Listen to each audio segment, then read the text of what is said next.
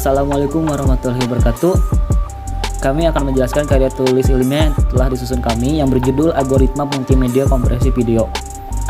Karya tulis ini disusun oleh saya, Gali Permana, dan teman saya, Jainal Arifin, Muri Muryadin, Muhfaisal Mutakin, dan Didatri Rahmasari.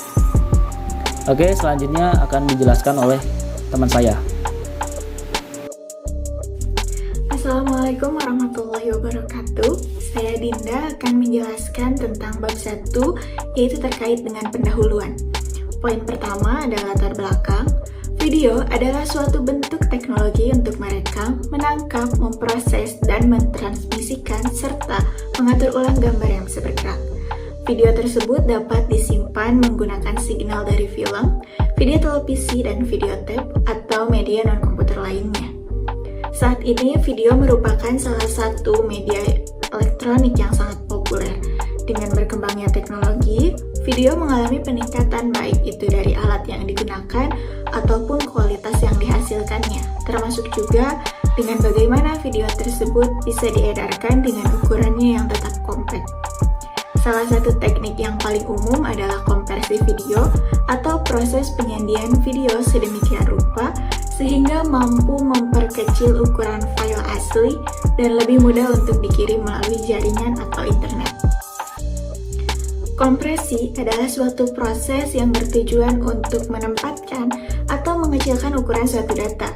Proses ini mengkodekan informasi menggunakan bit yang lebih rendah dari sebelumnya daripada representasi data yang tidak dikodekan dengan suatu sistem penyandian tertentu.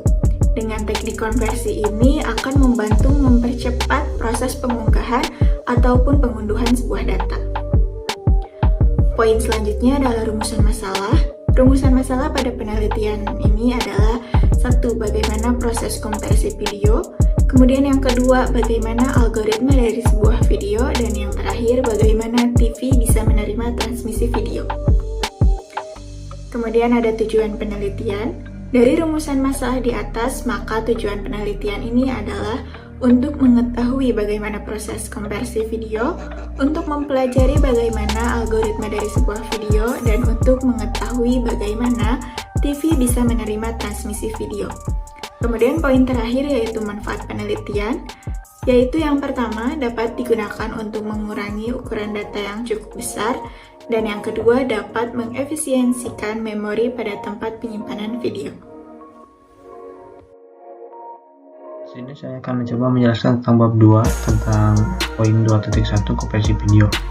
Proses konversi merupakan proses mereduksi ukuran suatu data untuk menghasilkan representasi digital yang padat atau mempat yang disebut compact, namun tetap dapat mewakili kuantitas informasi yang terkandung pada citra, video, dan audio. Kompresi mengarah pada minimalisasi jumlah bitrate untuk representasi digital. Kompresi video dibutuhkan untuk coding data video secara efisien dalam format file video dan streaming format video. Proses pengembalian data yang sudah dikecilkan tersebut disebut sebagai lossless, sedangkan bila data yang dikompresi tersebut menghasilkan data yang lebih kecil, maka kompresi itu disebut sebagai lossy. Kompresi video lossless meskipun mungkin dilakukan, namun dalam praktik jarang digunakan, dan semua data video standar biasanya membuang sebagian data atau disebut sebagai kompresi lossy. Terima kasih. Selanjutnya akan dibacakan oleh anggota kelompok yang lain. Sistem transisi pada televisi. Banyak juga masyarakat di sini yang belum tahu mungkin ya sistem transisi kepada televisi itu bagaimana dan gimana caranya sih gitu. Sampai ada siaran dari luar negeri atau bahkan dalam negeri juga sampai sih ke pelosok-pelosok gitu loh. Yang pertama gini, di dalam sistem transisi pada televisi ada audio dan video atau gambar dan suara. Pada televisi yang dikirim sampai ke rumah-rumah penonton atau audiens bisa mempunyai jarak yang sangat dekat dengan stasiun televisi dan dapat juga sangat jauh dari stasiun televisi atau dari sumber mana acara itu berada, seperti di luar negeri. Hal ini dimungkinkan dengan adanya satelit komunikasi yang mengorbit di angkasa atau geostationary orbit. Dalam pelaksanaannya, untuk pemancaran signal atau gambar suara ini Stasiun televisi menggunakan radio frekuensi seperti yang pertama very high frequency atau frekuensi yang sangat tinggi. Yang kedua ada ultra high frequency atau disebut juga dengan frekuensi ultra yang tinggi. Nah, kedua sistem ini digunakan oleh pemancar televisi yang merupakan bagian dari stasiun televisi.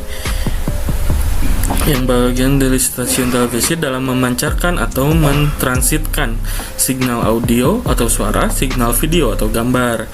Nah, televisi yang ada di rumah-rumah pada sistem transmisi versi high frequency atau VHF, getaran frekuensinya bergetar pada frekuensi sekitar antara 50 MHz sampai dengan 216 MHz. Untuk frekuensi carrier, frekuensi pembawanya, yang dimaksud frekuensi pembawa di sini adalah frekuensi yang membawa signal gambar dan suara tersebut dengan frekuensi sekitar 5 MHz dari sebuah pemancar televisi agar sampai antena receiver yang ada di rumah-rumah pemirsa. Sementara sistem transisi ultra high frequency atau UHF, sinyal yang bergerak pada frekuensi antara 470 MHz sampai 890 MHz dengan panjang gelombang antara 0,1 meter hingga 1 meter. Nah, stasiun televisi swasta atau stasiun televisi publik TVRI di Indonesia mengirim sinyal dengan menggunakan pemancar dengan sistem frekuensi ultra high frequency. Nah, dan jadi kebanyakannya itu sistem televisi di Indonesia itu menggunakan sistem frekuensi ultra high frequency atau UHF. Nah, daftar frekuensi terestrial yang dipakai pemancar televisi Indonesia menurut Cistono Setio Budi, pengantar teknik broadcasting televisi, Geraha Ilmu Jakarta 2005, yang dikutip Morrison media penyiar adalah sebagai berikut. Nah, ini adalah sistem pemancarnya. Di sini ada channelnya, di sini ada juga frekuensinya. Ada stasiun televisi TVRI, Trans TV, SCTV, dan yang lainnya. Nah, untuk melaksanakan transmisi siaran televisi ada beberapa sistem penyiaran sebagai berikut. Yang pertama ada terrestrial system atau disebut juga ground wave system. Pada sistem ini pemancar dari satu microwave atau ke microwave yang lainnya menggunakan frekuensi SHF, super high frequency, yang mempunyai karakter yang tidak diganggu oleh benda keras seperti pohon. Jadi dengan terrestrial system atau juga disebut ground wave system ini, jadi tidak mempengaruhi seperti pohon, gedung tinggi itu tidak mempengaruhi. Nah, yang kedua ada satellite system. Satelit direct broadcasting satelit ini memungkinkan pemirsa menerima sinyal audio video langsung dari satelit karena daya pemancar satelit sangat besar. Dan kedua ada satelit system. Satelit system ini adalah sistem direction broadcasting satelit ini memungkinkan pemirsa menerima sinyal audio video langsung dari satelit karena daya pemancar satelit sangat besar dan pemancarnya diarahkan. Maka disk antena atau antena parabola di bumi dapat dibuat kecil dengan garis tengah sekitar 60-80 cm. Nah, jadi antena buat parabola mungkin ya, parabola itu sebenarnya kebanyakan kalau dulu itu besar-besar. Nah, kalau misalkan sekarang itu banyak yang kecil karena diperbarui lah satelitnya gitu ya. Nah, yang ketiga ada cable system over television cable.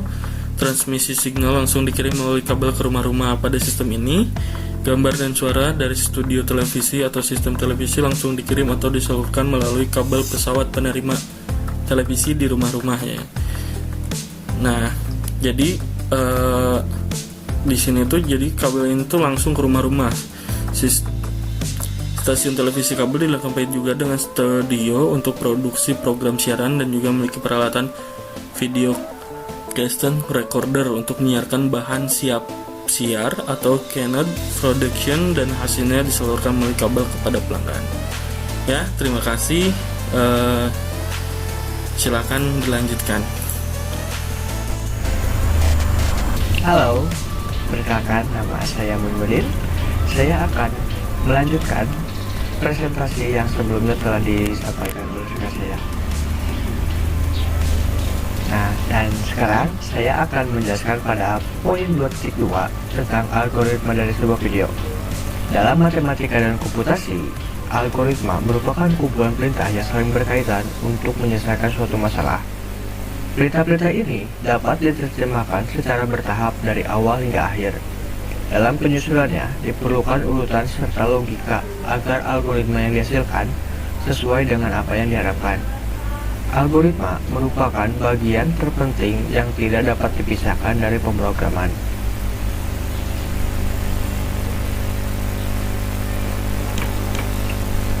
Transformasi cosinus discrete atau discrete constant transform sering disingkat DCT, mirip dengan transformasi Fourier. Hanya saja, DCT menggunakan komponen sinus saja. DCT telah menjadi pilihan sebagai besar algoritma kompresi JPEG dan MPEG. DCT mempunyai dua sifat utama untuk kompresi citra dan video, yaitu pertama,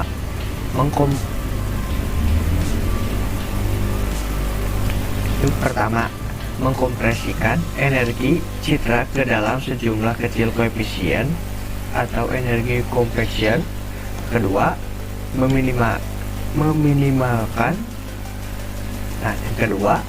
meminimalkan saling ketergantungan di antara koefisien atau decorrelation.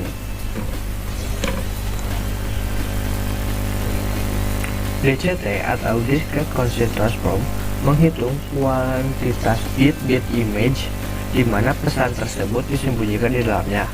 Walaupun image yang dikompresi dengan lossy compression akan menimbulkan kecurigaan karena perubahan LSB akan terlihat jelas pada metode ini, hal-hal yang tidak akan terjadi karena metode ini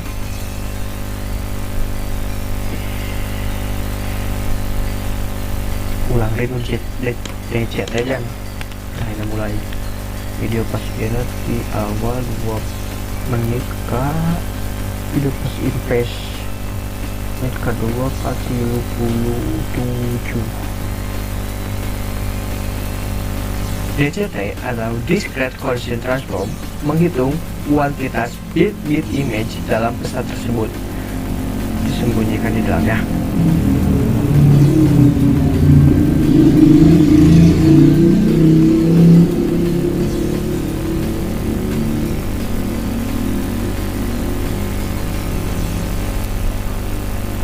Ulang lagi DCT.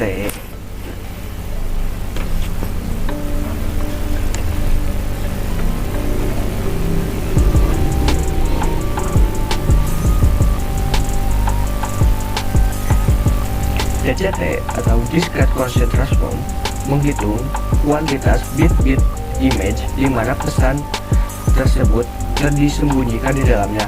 Walaupun image yang dikompresi dengan lossy compression akan menimbulkan kecurigaan karena perubahan LSB akan terlihat jelas pada metode ini. Hal ini tidak akan terjadi karena metode ini terjadi di domain frekuensi di dalam image. Sekian dari saya, dan untuk slide selanjutnya akan dilanjutkan oleh rekan saya. Terima kasih. Oke, saya akan menjelaskan bab 2.4 tentang implementasi. Dalam implementasi ini kami menggunakan convert video online yang bernama Klideo.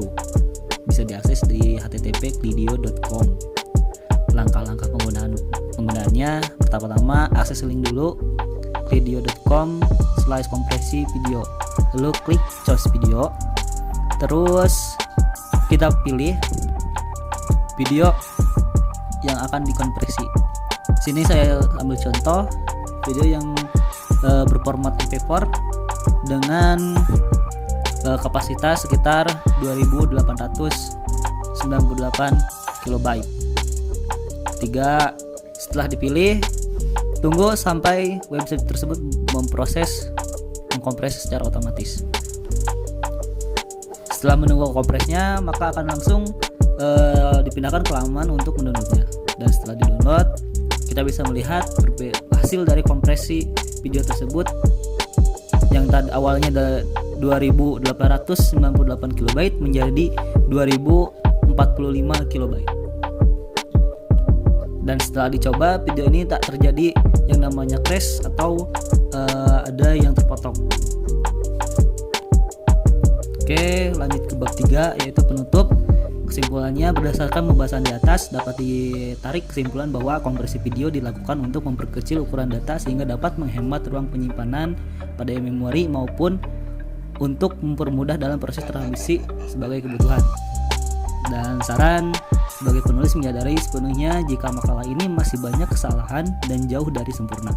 Oleh karena itu, untuk memperbaiki makalah tersebut, penulis meminta kritik yang membangun dari para pembaca. Dan sekian hasil kerja kami. Mohon maaf bila ada salah, dan bila ada pertanyaan bisa langsung di kolom komentar. Terima kasih.